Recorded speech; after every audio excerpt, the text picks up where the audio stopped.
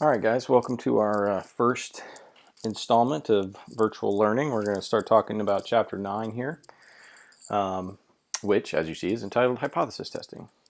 So last chapter, we talked about creating confidence intervals, which was the first unit that we did in what we're calling inferential statistics. So we're trying to take a sample and make some sort of a statement about the broader population.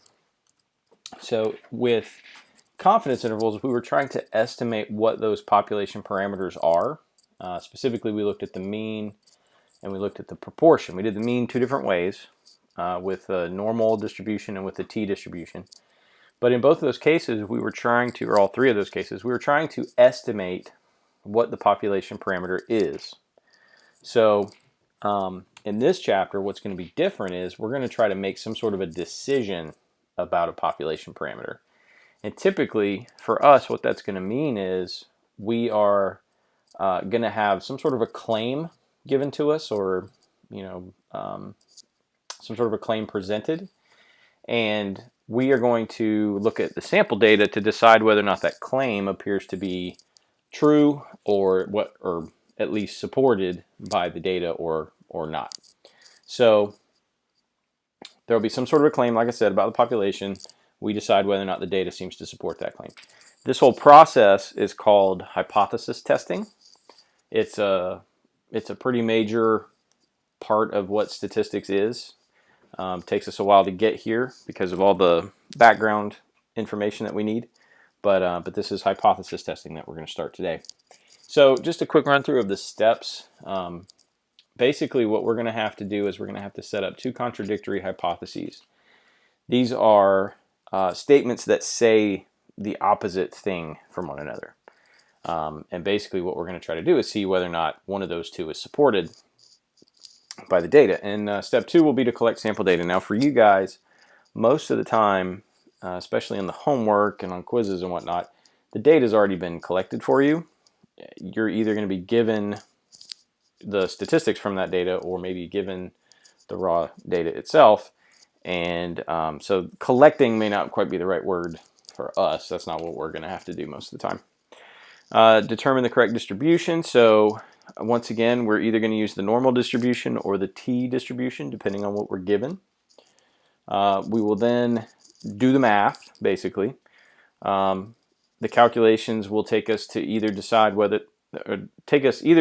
to reject the null hypothesis or to decline to reject the null hypothesis. So we'll talk more about that in a few minutes. But then finally, we're going to make a decision about the original claim and write a meaningful conclusion. So just like last chapter, where part of the process was interpreting the confidence intervals in full sentences, you're going to want to be able to write in full sentences what the conclusion is of our hypothesis test. So that's just kind of a quick overview of what's going to happen in Chapter 9, and now we're ready to start Section 9.1.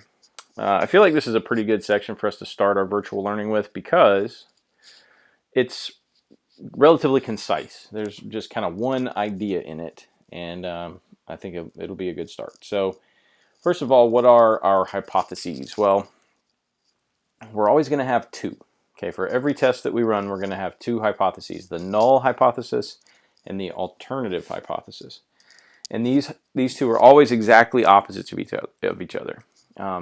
And I'll talk more about it in a minute, but you always need to make sure that when we talk about the opposite, that we're being thorough. Okay, the negation of one statement versus the other.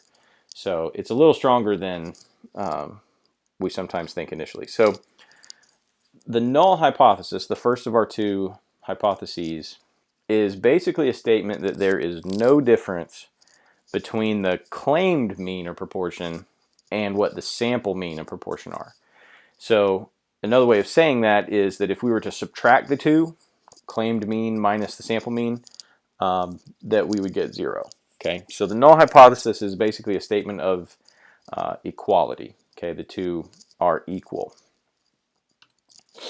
The alternative hypothesis, on the other hand, is a statement that contradicts the null. So if, for example, the null hypothesis is that they are equal, then the alternative hypothesis would be that they are not equal.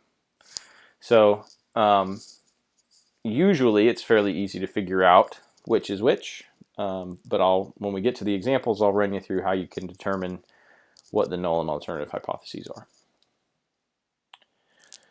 All right, so when it comes to decision making, the null hypothesis is the one that we actually test directly. We are going to make our decision strictly in terms of the null hypothesis. So there's two options. First, we could reject the null hypothesis. And we do this if the data and the calculations favor the alternative hypothesis. On the other hand, we can decline to reject the null hypothesis. And this typically happens if the sample data seems to be pointing us in the direction of the null hypothesis. If we decline to reject it, then we're keeping it. Some other textbooks may not use exactly this wording, and it may seem kind of strange. Reject and decline to reject. Why not just say reject and support, or reject and accept, or something like that? Well, the reason is because we want to be careful not to overstate our results. Okay, if the data clearly rejects the null, then that's good. We can use that strong language, reject the null. But if the data seems to support the null hypothesis, we have to be a little more careful, because at no point can we make a certain claim about equality if all we've done is take a sample. Okay, we've got some big population out there. We took a small sample of it, and we just can't make claims that things are equal, at least not with certainty. We can say the data supports this idea, but we're not certain of it.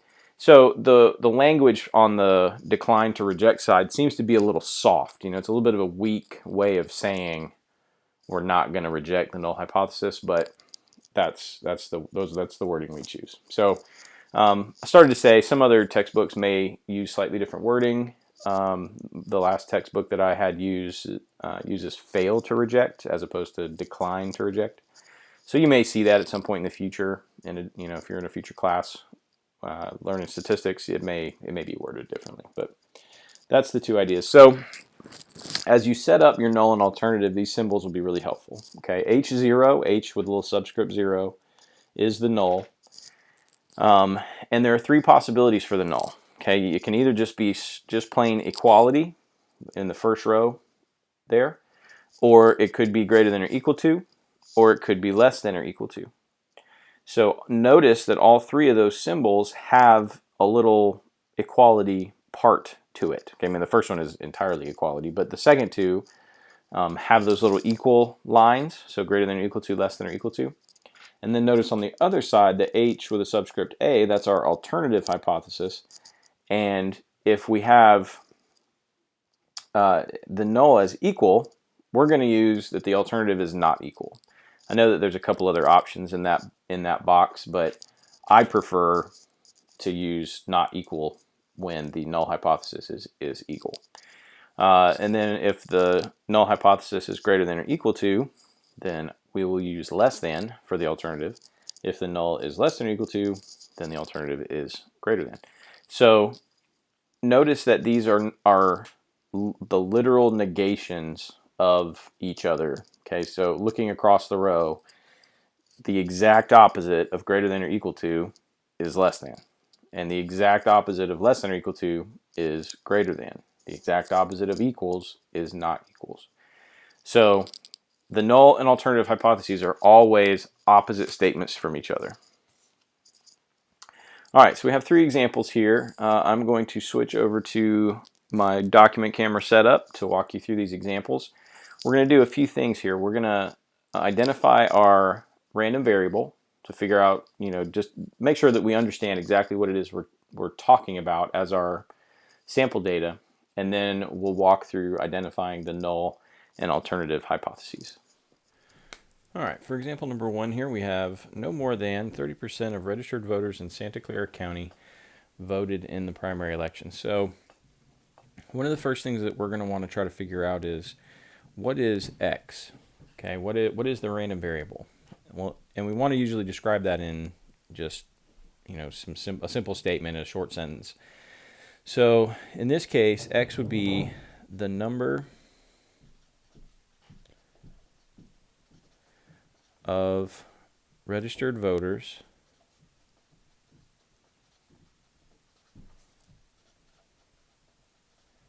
who voted in the primary.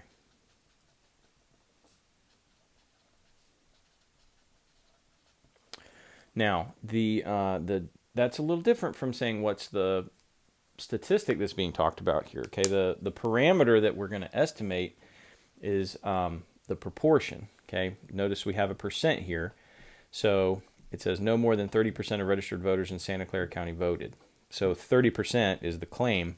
So what we are going to do next, remember our goal is to write out the null and alternative hypothesis. So the first thing after figuring out what X is I actually want to write out the claim, and I want to use symbols to do that.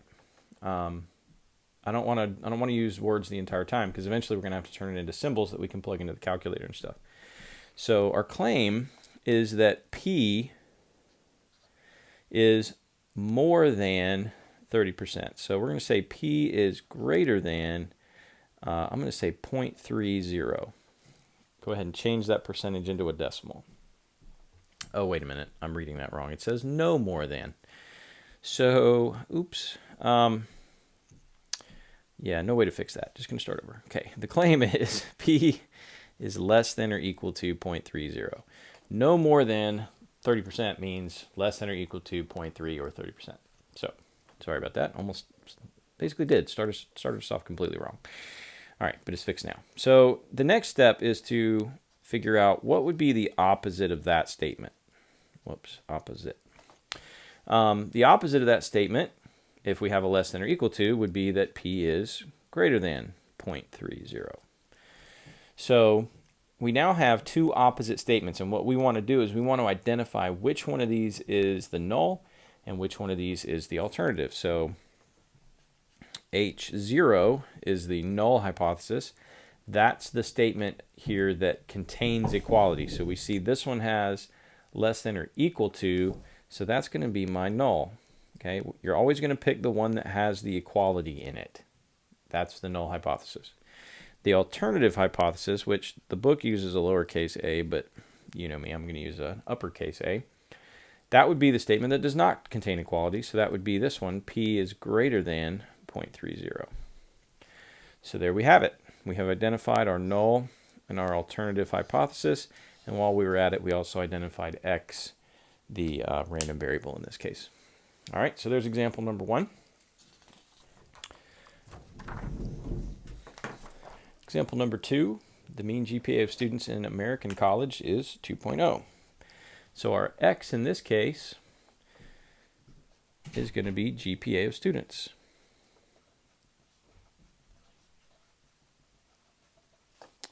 In American college, which I'm just going to abbreviate AC. So now that we've identified that, we're going to figure out what is the claim in symbols.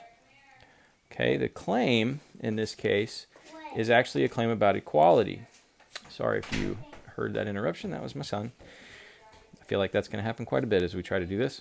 The mean GPA is 2.0, so that would be mean X bar equals 2.0. The opposite is X bar is not equal to 2.0. Okay, so again, identifying the claim, what's actually being said there, what is the exact mathematical opposite of that? That would be our opposite. And then which one of these two things contains equality? That'll be our null. That would be the original claim here, X bar equals 2.0. And then the alternative, X bar does not equal 2.0. Okay, we're always going to use the one that contains equality for the null and the one that does not for the alternative. Okay, there's example number 2. Example number 3. On average, college students take less than 5 years to graduate from college. So x in this case, our random variable, that would be the number of years it takes to graduate from college.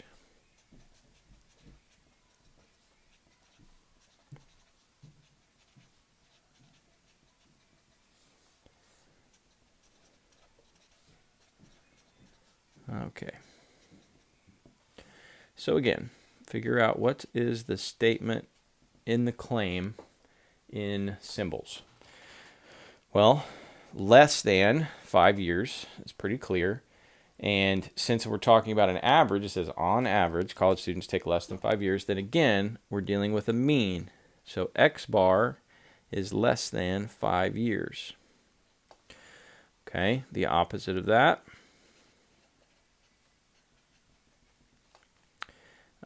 is that x bar is greater than or equal to 5. Okay, so again, we want to make sure that we have the exact mathematical opposite statement. So a less than and a greater than or equal to are the exact opposites. So now our null is x bar. It's the one that contains equality. So that would be the opposite claim this time. So that's greater than or equal to 5. And then the alternative hypothesis, x bar is less than 5. Okay. So you may be thinking that I'm writing a lot more than I really need to by writing out the claim and the opposite and then the null and then the alternative, because I end up writing the same thing twice. Well, the reason for that is I want to compare, and I don't know how much of this I can actually get on the screen at one time. Let's see, maybe I can do it that way. It's pretty good. Okay. So missing the blue claim there because I screwed it up. Would have fit if I hadn't screwed it up. I want to point out that in 2 of these, the null hypothesis lines up with the original claim. Okay, here we see that x bar equals 2.0, which is what was originally claimed. And here, the null hypothesis is that p is less than or equal to 0.3, which was the original claim. But in the third example, which actually, yeah, it was example number 3. In the third example, the null hypothesis actually lines up with the opposite statement. So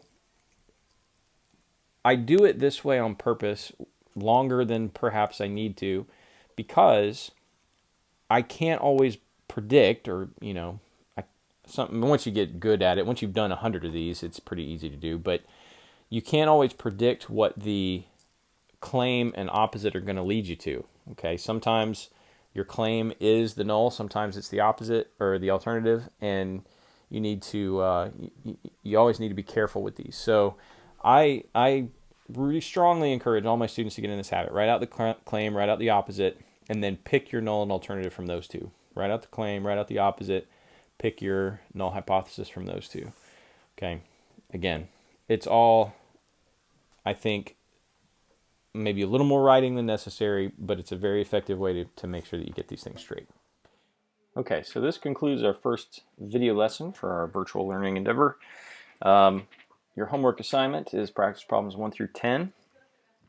So instead of making this due at the start of class like I might do if we were all together on campus, I think what we're going to do is I'm going to have this assignment be due on Thursday for Blue 1 at 3 o'clock, Friday for White 2, again at 3 o'clock. That way we can have our live Q&A session for Blue 1. That'll happen on Thursday at 9. And for White 2, that'll happen on Friday at 10. So that way, if you've got any questions, any issues with the video,